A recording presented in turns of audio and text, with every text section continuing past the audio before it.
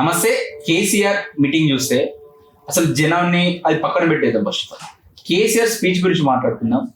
జనాలు ఎక్స్పెక్ట్ చేశారు, ఏదో మాట్లాడతాడు కేసీఆర్, విందాము, ఏమన్నా కొత్త విషయాలు చెప్తాడేమో అని ఎక్స్పెక్ట్ చేశారు. కానీ ఆ స్పీచ్ మొత్తం చూస్తే అదొక ఆవేదన కావచ్చు, లేకపోతే కోపం కావచ్చు, మొత్తం స్పీచ్ లో అదే కనబడ్డది తప్ప అసలు ఏం చేద్దాం అనుకుంటుండ్రు. మరి రేపు పొద్దున మళ్ళీ బయటకు వచ్చి కొట్లాడతా, మీతో మరి నాకు సపోర్ట్ చేయండి అని ఒక మాటలు కనబడ్డాయి తప్ప నేను అసెంబ్లీ మాట్లాడతా, లేకపోతే చాలా ముఖ్యమైనటువంటి బీసీ బిల్లు కావచ్చు, లేకపోతే వర్గీకరణ ఎస్సీ వర్గీకరణ సంబంధించిన బిల్లు కావచ్చు, దీని పేరు అసలు మాట్లాడండి.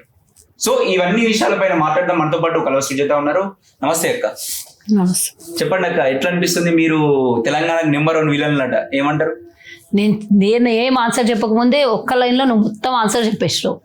అదే ఎనఫ్ కేసీఆర్ కి. ఇంకా అంతకు మించి ఆన్సర్ ఏం ఉండదు అనుకుంటా. కానీ విశ్లేషణ చెప్పాలి అని అంటే కేసీఆర్ ఏదో చెప్తాడు, తన కొడుకుకు పట్టాభిషేకం చేస్తాడేమో అనుకుని కొడుకు ఎదురు చూసిండ్రు. అక్కడికి వచ్చిన కార్యకర్తలే అనుకుందాం, డబ్బులు ఇచ్చిన కొంతమంది వచ్చిండొచ్చు, పాపం వాళ్ళ పొట్టకు ఎవరికైనా ఉంటుంది 2 రూపాయలు ఇస్తే పోవాలి అనేది. ఎందుకంటే దోపిడీ చేసినోడు, వాళ్ళ పైసా వాళ్ళకే వాపస్ ఇచ్చినట్లు వచ్చిన వాళ్ళన్నా ఎదురు చూసిండొచ్చు. కేసీఆర్ ఏమైనా మంచి మాటలు చెప్తుండొచ్చు అని. అసలు కాంగ్రెస్ తిట్టడానికి సభ పెట్టినట్లు కనిపించింది, కానీ వాళ్ళ రజతోత్సవ సభలు కనపడలేదు. ఎందుకంటే వాళ్ళకే నమ్మకం లేదు. 22 ఏళ్ల కింద చచ్చిపోయింది టీఆర్ఎస్, 3 ఏళ్ల కింద పుట్టింది బీఆర్ఎస్. ఎవరికి చేయాలి రజతోత్సవ వేడుకలని వాళ్ళే దిగ్భ్రాంతిలో ఉన్నట్టు కనబడింది నాకు. కుటుంబం మొత్తం స్టేజ్ మీద ఉండి ఒక్కడే మాట్లాడిండు, ఇంకెవరికి అవకాశం ఇవ్వలేదు. దీని మీదనే వాళ్ళకు ఉన్నటువంటి నాయకులందరూ కానీ కార్యకర్తలు కానీ అర్థం చేసుకోవాలి. మీకెవ్వరికి కూడా అవకాశం ఇవ్వనటువంటి ఆ వేదిక ఇంక నేనేం చెప్పను, మీరే ఆలోచించుకోండి. ఏమో చెప్తాడు, భరోసా ఇస్తాడు కార్యకర్తలకు అనుకున్నారు. ఏం భరోసా ఇచ్చాడు? కాంగ్రెస్ ని తిట్టిపోసాడు. మేమే కార్యకర్తలు ఏం చెప్తాడు, మా సార్ వినాలి. అరే అందరు ఎట్లా తెలుసా, ఇట్లా పొద్దుగాలు లేచి ఇట్లా యుద్ధానికి పోతున్నాం మేము, కేసీఆర్ వస్తున్నాడు అంటే నీ అమ్మ కేసీఆర్ ఏడికెళ్ళరు అయ్యా, అడవిలోకి వెళ్ళి అన్నలు వచ్చినట్లు పోతుర్రు, ఏం చెప్తాడేమో అన్నట్లు పోయినరు. పోతే తుస్సం అన్నది ఆ సభ. కాంగ్రెస్ ని తిట్టాలి అనుకుంటే గంత పెద్ద సభగా వరంగల్ ఎందుకు, హైదరాబాద్ లో పెట్టు, ఏడా గ్రౌండ్ ఉంటది, ఎల్బీ స్టేడియం ఉంటది, ఇక్కడ మస్తు ఉంటాయి, తిట్టాలనుకుంటే గిడ పెట్టు. గాడి దాకా పోయి ఇంత పెద్ద సభ అనేది చెప్పుకొని ఏం చేసినావు? మొత్తం ఫ్లెక్సీలు చూస్తే బామ్మర్ది కనబడలే, బిడ్డే కనబడలే, కేసీఆర్ కొడుకు కేసీఆర్వే కనబడ్డాయి. దీని ప్రకారం అర్థమైంది ఏంటంటే వాళ్ళ కొంపలంతా కొట్లాట షురువు అయింది, నాకంటే నాకు అని. ఆ కొట్లాటల మధ్యలో కొడుకు ఒక్కడే అని చూపించుకున్నాడు. ఆ కొడుకు ఏమనుకున్నాడంటే నాకు పట్టాభిషేకం చేస్తారను. కానీ అవి రెండూ జరగలేదు, కార్యకర్తలు కోరుకున్నది జరగలేదు, నాయకులు ఏమోయించిందో జరగలేదు. ఆయన ఏం చెప్పిపోయిండో తెలియదు. ఎందుకంటే రాత్రి తాగింది పొద్దుగాల దిగదాయి, పొద్దుగాల తాగింది మధ్యాహ్నం సభ. హెలికాప్టర్ అందరినీ స్టేజ్ మీదకి రావాలి, కానీ ఒక అరగంటల సమయం తీసుకుంటాడు. ఏమైనా జరిగిందా? సభ మీదకి వచ్చాడు, స్టేజ్ మీదకి వచ్చినప్పుడు మా పిల్లలు అంటున్నారు, ఎప్పుడైతే కేసీఆర్ తాగి వస్తాడో అందరికి వాసన వస్తుందని పక్క జరుగు అంటాడు చూడు మమ్మీ ఇప్పుడు అన్నాడు. కరెక్ట్ గా అదే జరిగింది. పక్క జరుగుంటే అన్నాడు. అరే బాగా గుర్తుపట్టారు మా పిల్లలు అనుకున్నా నేను. అట్లా సభ మొదలైంది. వచ్చిండు, మైక్ పట్టిండు, కొన్ని పుష్పాలు తీసి అమరవీళ్ళ స్తూపం కేసిండు, కూర్చున్నాడు. ఫస్ట్ మైక్ పట్టిండు. ఎవరికన్నా నాయకులు కూర్చున్నప్పుడు ఒక నలుగురికి ఎవరికన్నా లీడర్లను మాట్లాడిపియాలి. ఒక్కడే మాట్లాడడం ఏందది? సరే మాట్లాడినావు, సరే ఏం చేసినావు నువ్వు? మాట్లాడి కాంగ్రెస్ ని తిట్టినావు, ప్రజాపాలన నడుస్తుంటే మమ్మల్ని తిట్టినావు, 10 ఏళ్ల నీ దోపిడీ గురించి చెప్పకపోతే అంటే ఇప్పుడు నీకు అర్థమైందా? ఫ్రస్ట్రేషన్, తొత్రుబాటు, ఆవేదన, బాధ ఒకటే, ఏడ్చుడు ఒక్కటి తక్కున్నది కేసీఆర్ అంతే. మిగతా అన్నీ అయిపోయాడు. దుఃఖం వస్తున్నది, అయిపోయిందిరా నా బతుకు, నా కథ అయిపోయింది. ఇంటికి పోతేనేమో పిల్లలు బతకనిస్తలేరు, బయటికి వస్తేనేమో కాంగ్రెస్ బతకనిస్తలేదు. ఎట్లా చేయాలి? ఈ రెండుటి మధ్యలో అడుకోతల పోకలాగా ఇరికినా ఏదో ఒకటి మాట్లాడాలంటే అడేమన్నా తప్పు మాట్లాడితే తెల్లారితే ప్రతిపక్షం పట్టుకుంటది. అందరు కార్యకర్తలు అందరు ఏమో ఊహించిన బాపు ఏమో చెప్తీవి అంటారు. అందుకనే నిక్కర్షిగా మాట్లాడాలంటే ఒక పేపర్ పట్టుకొని మాట్లాడే. కేసీఆర్ ఇంతకుముందు పేపర్ పట్టుకున్నాడో పట్టుకోలేదు అంటే నువ్వు అర్థం చేసుకో. అందులో ఫ్రస్ట్రేషన్ కానీ, భయం కానీ, దుఃఖం కానీ, పదవి పోయిందనే ఈ ఆలోచన కానీ ఎట్లా ఉంది వాళ్ళకి? పదివే జీవితం వాళ్ళకి. వయసు ఏడాది కింద ఇదే వయసు, మా అయితే ఒక ఏడాది తక్కువనేమో. మరి అప్పుడు ఆ బేస్ ఈ బేస్ కి తేడా లేదా? అప్పుడుకున్న ఆలోచన ఇప్పటికున్న ఆలోచన ఎందుకు మారుతుంది? ఏం మారదు కదా. విత్ ఇన్ మంత్స్ లోపల చేంజ్ చేసేందుకు మనిషికి అర్థమైపోయింది. ఎందుకంటే అది కూడా భయం ఎందుకు పుట్టిందంటే ఆ సభకు ఒక్క రోజు ముందు కాళేశ్వరం ఎండి దొరికిండు. 100 ఎకరాల పైన 134 ఎకరాలు దోపిడీ అది దొరికింది. 100 కోట్ల రూపాయలు దోపిడీ దొరికింది. ఆయనను అరెస్ట్ చేసిండ్రు. ఎప్పుడో రేపో మాపో నాకుంటది. కానీ ఆ తొణుకుబాటు, ఆ వణుకు, ఆ భయము కనబడింది కదా ఆయన మాటల్లోనే. కాబట్టి ఏది అనుకుంటాడో ఉప్పర్ వాళ్ళ హే భగవంతుడు ఉన్నాడు, చూస్తున్నాడు. మేము 24 గంటలల్లా మా ముఖ్యమంత్రి, మా నాయకులు, మేము అంతా 14 గంటలు పనిచేస్తున్నాం. మేము 14 గంటలు పనిచేస్తున్నాం. నువ్వు 24 గంటలల్లా 20 గంటలు బయటికి వెళ్ళాలి ఎన్నడు కూడా. 20 గంటల లోపలే ఉన్నావు, 4 గంటలు కూడా బయటికి వెళ్ళలేను. అట్లాంటి నీకు మాకు ఎంత తేడా ఉన్నది.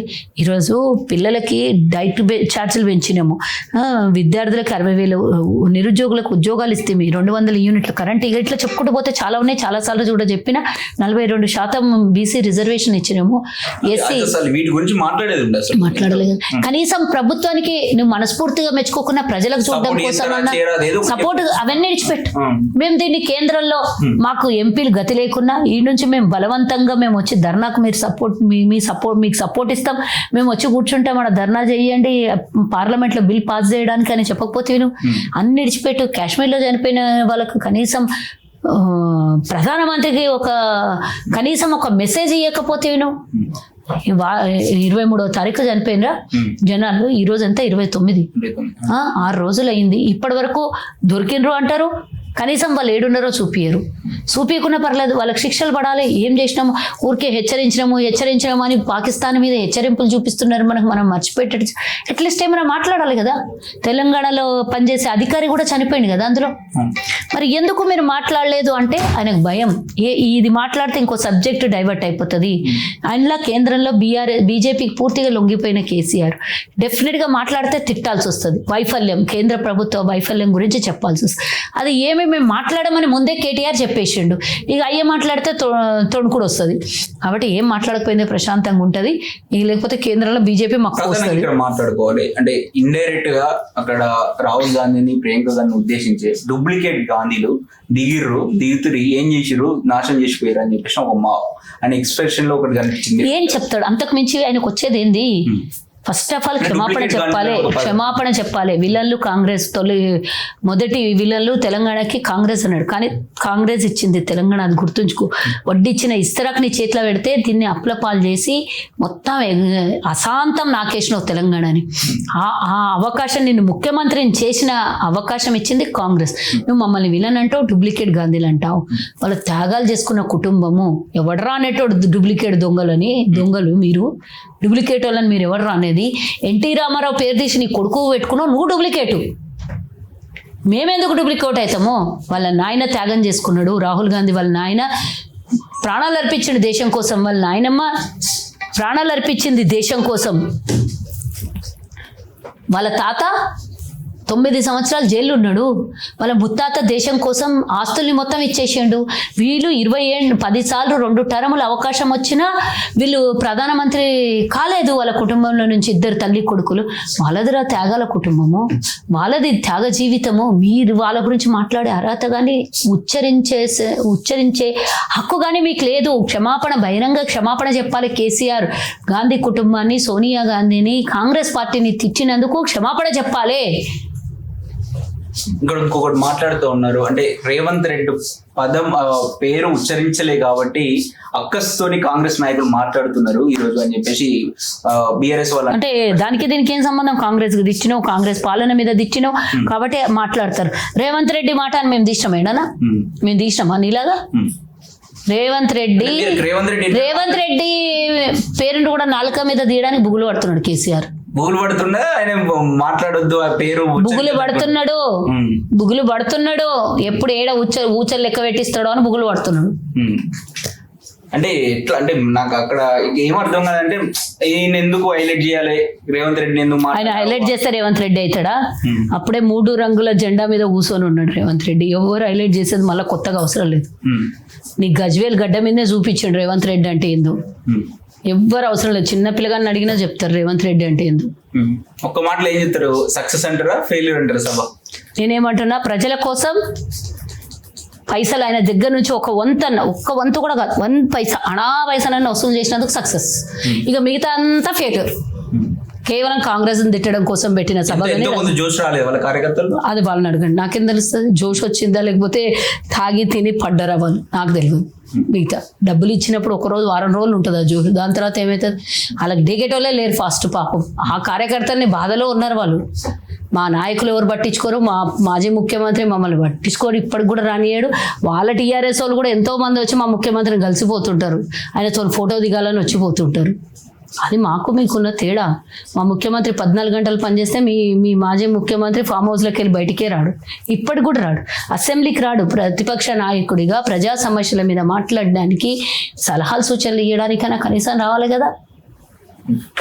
ఇచ్చేసేయి, వాళ్ళ గురించి ఎంత మాట్లాడితే అంత తక్కువ, ఎంత తక్కువ మాట్లాడితే అంత మంచిది.